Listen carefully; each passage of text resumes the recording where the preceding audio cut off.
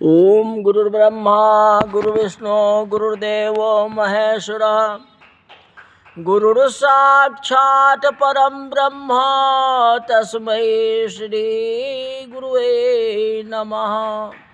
आज की कथा जो जानते हो बिनु भट भूवि भाई, तो पन करते हो करी करते हो न हंसाई। मुझे तो लगता है कि धरती पर कोई शूरवीर पैदा नहीं हुआ। कौन कहते? राजा जनक जी। इस धरती पर कोई क्षत्रिय बचा ही नहीं। महाराज परशुराम के 21 बार क्षत्रियों को संहार के बाद धरती पर क्षत्रियों का नाश हो गया। धरती वीर विहीन हो गया। दीप दीप के भूपति नाना, आए हम सुनी जो पन ठाना। कई राजा महाराजा आए हमारे पन को सुन के, प्रतिज्ञा को सुन करके, लेकिन मैं जानता हूं कि इस पृथ्वी पर वीर विहीन हो गया। वीर है ही नहीं। वीर विहीन मही में जाना, तजहु आस निज निज गृह जाहु, लिखा न विधि देहि विबाहु। विप्र राजा हो, हमसे अपराध हुआ कि आप लोग को बुलाए। जिस कार्य के लिए बुलाए हुए कार्य नहीं हुआ, इसलिए इस आशा को आप लोग छोड़ दें और अपने अपने घर आदर पूर्वक जाए। अब मैं जानता हूं जो धरती पर वैसा वीर नहीं है। वीर है लेकिन धनुष को तोड़ने वाला वीर कोई नहीं। शूरवीर होने की घोषणा कौन करेगा? मैं क्षत्रिय समाज के मध्य में रहता हूं। धरती का पिंड वीर विहीन हो गया। महाराज जनक के इस वक्तव्य को सुनकर के सारी सभा नतमस्तक होकर के सुनती रही। क्या उत्तर देंगे? सुमित्रा नंदन लक्ष्मण जी को ये सहन नहीं हुआ। उनकी आंखें लाल हो गई, रोंगटे खड़े हो गए, सभा में खड़े हो गए। कहते महाराज कही अनुचित बानी, महाराज कही अनुचित बानी। राजा जनक से ऐसा क्यों बोला गया? रघुवंशी ये सहन नहीं करेगा और राजा महाराजा जो है सहन कर लेगा, लेकिन रघुवंशी नहीं सहन करेगा। ये तो सिंह के संतान है। भगवान राम जी को वंदना करते हैं तो भैया मैं आपको प्रणाम करता हूं और मुझसे अगर अपराध हो रहा है तो उसे क्षमा करो, लेकिन इस अवसर पर नहीं बोलो तो रघुवंश में कलंक लग जाएगा, दाग लग जाएगा। इसलिए रघुवंश के नाम से मैं बोलता हूँ। आपसे मैंने बोला नहीं, पूछा नहीं। मैं आपसे नहीं पूछा, मुझे माफ करना। कहते महाराज कही जनक जैसी अनुचित वाणी। जनक जी अनुचित वाणी बोलते हैं। इस काल में दो महान प्रतापी पुरुष हुए हैं। तत्व ज्ञान के जगत में तथा पुरुषार्थ एवं शक्ति के दुनिया में। तत्व ज्ञान की दुनिया में जिसका पहला नाम बोला जाता था, ऐसे ज्ञानी महाज्ञानी परशुराम जी इनके सामने किसी ने यदि टक्कर ली तो रघुवंशी लक्ष्मण जी दोनों के सामने कहासुनी हुई, पर वह ठीक ही उतरे। ले छोटी उम्र होते भी उन्होंने उन दो महापुरुष के सामने टक्कर ली, एक जनक जी और दूसरे परशुराम जी, दोनों से टक्कर हो गया ना। महाराज कही अनुचित बनी। महाराज जनक, आप अनुचित बोल रहे हो, उचित बातें नहीं बोल रहे हो। रघुवंशी का स्वभाव जो है आपको पता नहीं। परशुराम जी से क्या बोलेंगे?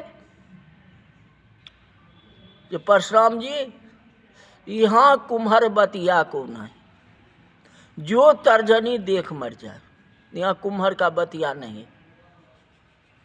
तो टक्कर कौन लिया? तो रघुवंशी ही लिया ना। और रघुवंशी की छोटा भाई ने, राम जी नहीं, छोटा लक्ष्मण जी। राम जी कहाँ? राम बैठे हो और जनक जी यो कहे जे दुनिया में कोई शूरवीर है ही नहीं, मुझे जो सहन नहीं है महाराज।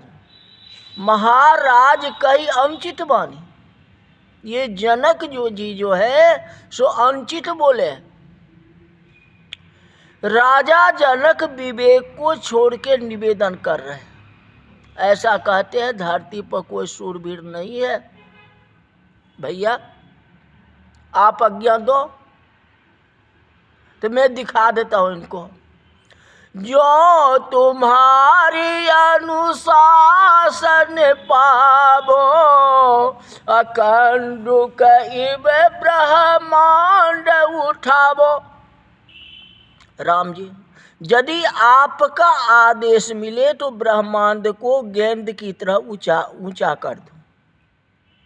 कंडुक इव ब्रह्मांड उठावो, ऊंचा कर दो।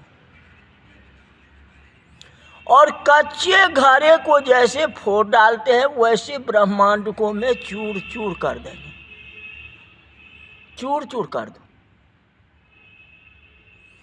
कमल नाल जिमी चाप चढ़ाबो, कमल नाल जिमी चाप चढ़ाबो, अयोजन सत प्रमाण ले धाबो, योजन सत प्रमाण ले जा धावो।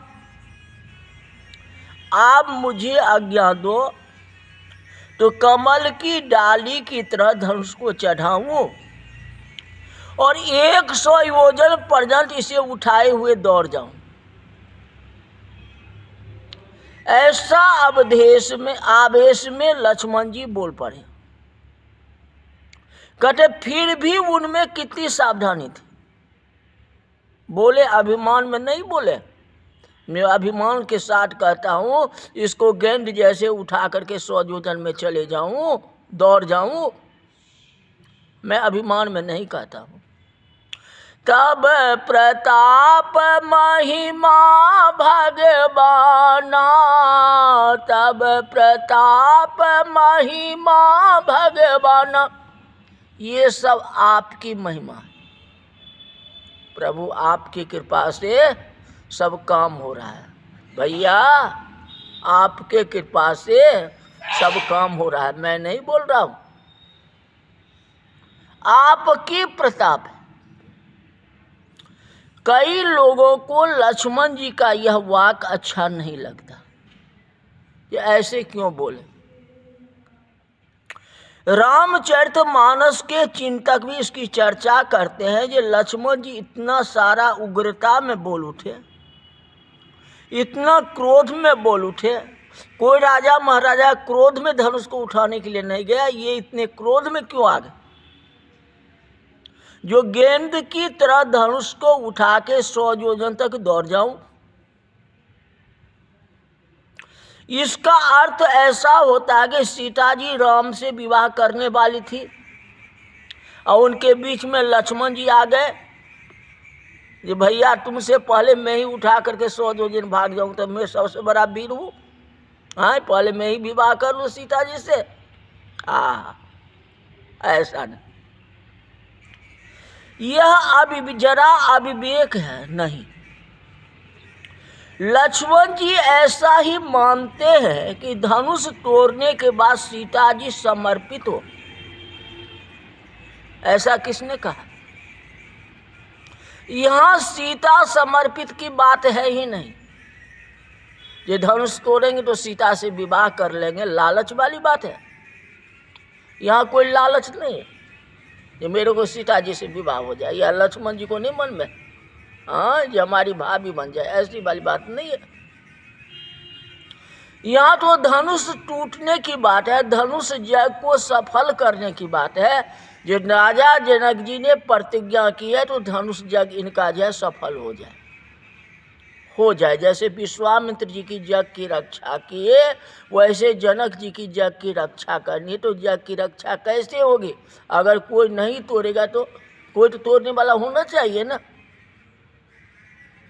तभी तो यज्ञ की रक्षा होगी। जो इनका प्रण है, प्रतिज्ञा नहीं टूटेगी।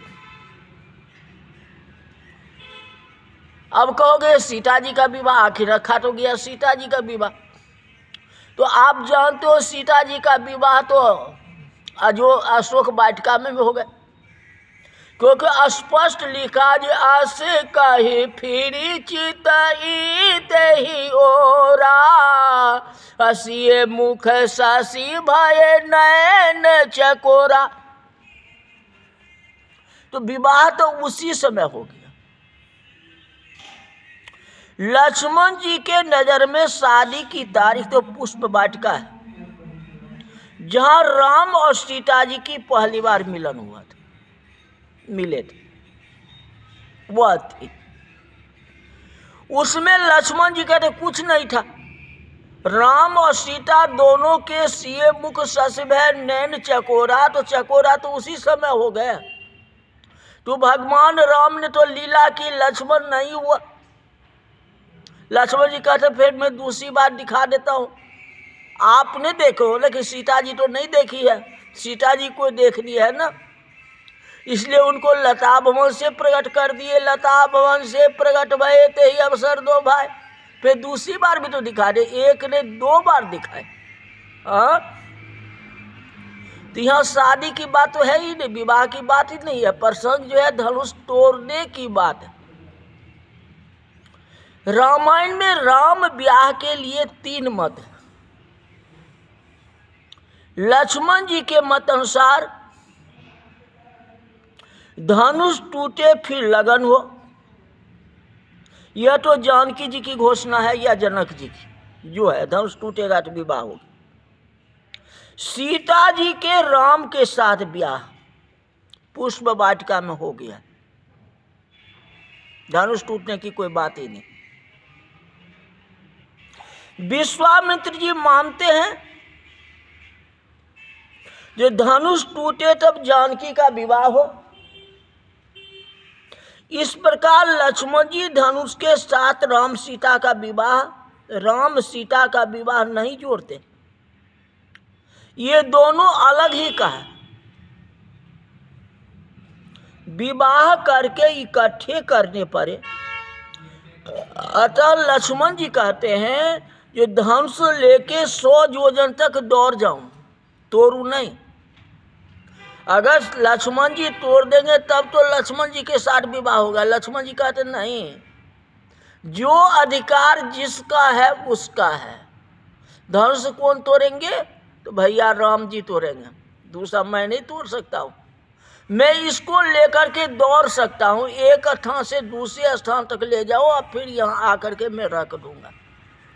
जिसने प्रण किया है वही धनुष को तोड़ेगा।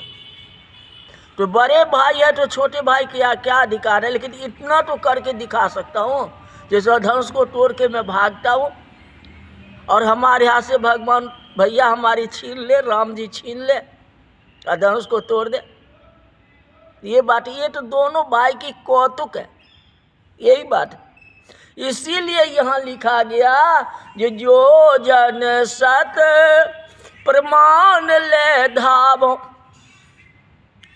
इस प्रकार लक्ष्मण जी कोई अविवेक नहीं करते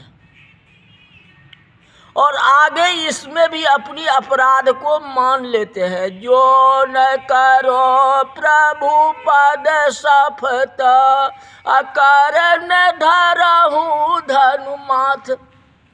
आपका शपथ खा के कहता हूँ, मेरे में क्या ताकत है, मैं धनुष लेकर के दौड़ जाऊंगा? ये सब तो आपकी कृपा है, आपकी कृपा से ये हो रही है। मैं बोलता हूँ जो करके दिखाऊं तो कभी भी धनुष्मान को हाथ नहीं लगाऊंगा। 5 घरों से भिक्षा मांग के पेट भर लूंगा, लेकिन रघुवंशी नहीं कहूंगा। रघुवंशी हम हैं, इस धनुष के लेके मैं दौड़ जाऊंगा। आपकी मैया आपकी मान को रखूंगा, पिता जनक की मान को रखूंगा, लेकिन जग को विध्वंस होने नहीं दूंगा। जो प्रण जनक जी ने किया है उसको मैं जो है विध्वंस होने नहीं दूंगा। बेटा को रहते हुए पिता को तकलीफ हो, ये संभव नहीं है। जनक भी हमारे पिता तुल्य है और उनका अपमान हो, ऐसा नहीं हो सकता। लखन सकोप बचन जे बोले, लखन सकोप बचन जे बोले, अडग मगाही दिग्गज मही डोले, डग मगाही दिग्गज मही डोले। उथल पुथल हो गया, सारे के सारे डर गए, जहाँ तक पृथ्वी भी कांपने लगी। अब क्या होगा, ये तो भगवान के हाथ में, राम जी के हाथ में है।